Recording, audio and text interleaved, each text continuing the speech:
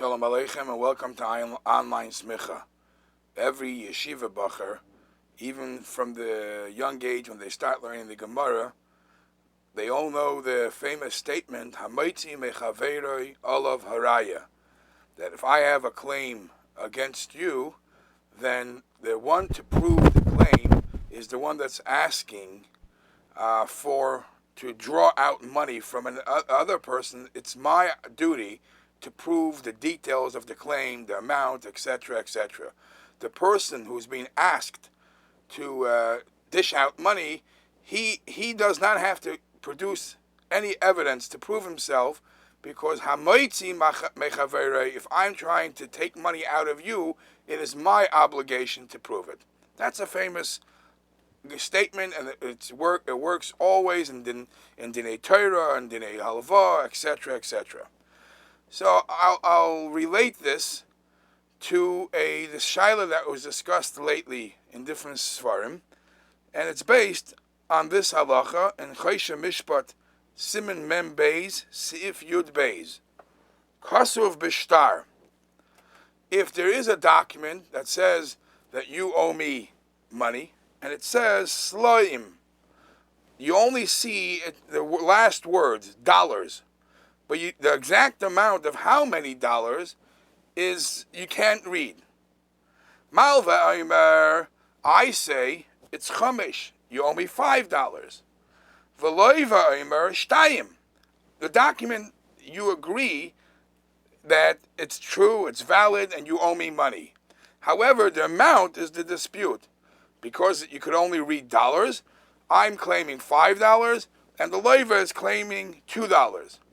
Because of this above-mentioned rule, that it's my duty to prove how much money is involved for me to have claim to schlep money out of you, the halacha says, you have to only pay $2.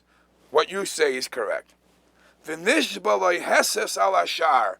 for the rest, for the other $3, he makes a shvua, he makes a promise to prove that a shvua midrabanan, that he doesn't owe that money.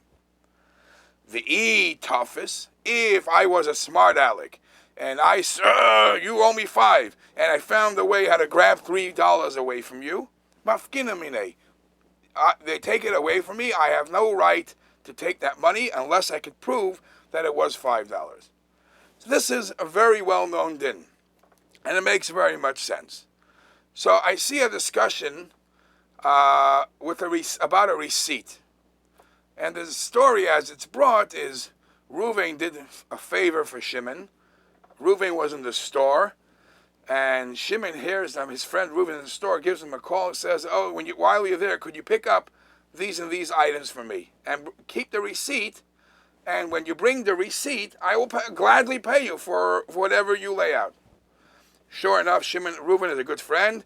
Reuven buys all the things that Shimon asks him, and he brings it to his house. Shimon says, how much is it? So he takes out the receipt, and guess what? The receipt, the ink faded, and you can't see the exact amount of money.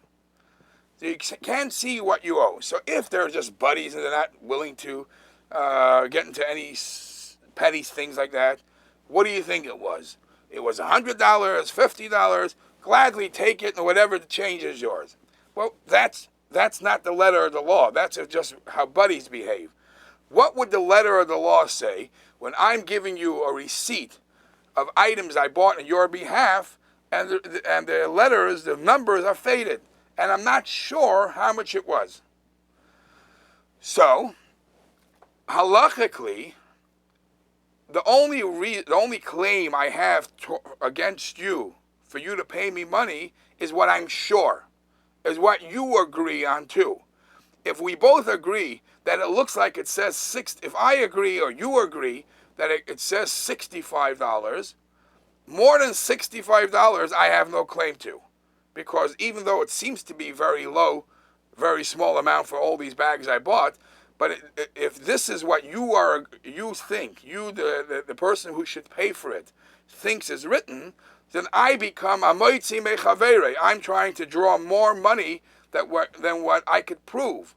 And if I'm Maitzi Machaverei, Olav Araya, I have to prove that it's not 65, it's 85, it's 95. So they use this halacha in this case with a receipt in the store. What would, however, be if I come to this person and I give him the bag, the stuff I bought in the bags, and I say it was $85.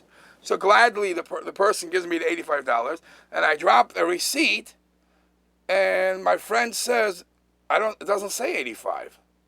It looks like it says 65.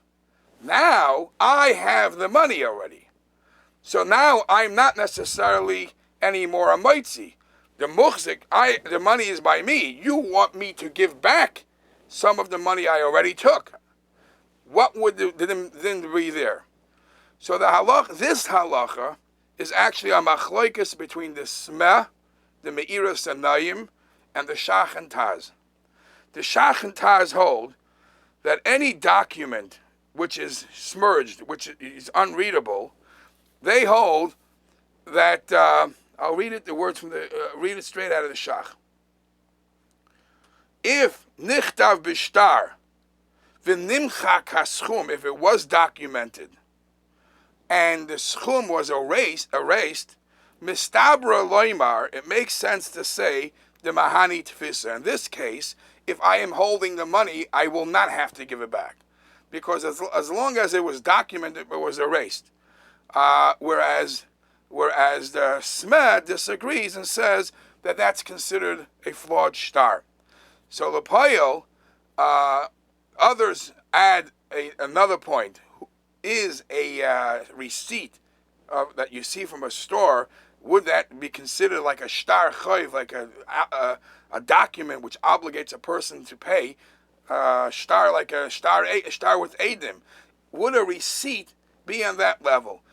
I brought this up as a conversation because this is a common halacha that everybody knows, how it can relate to day-to-day life.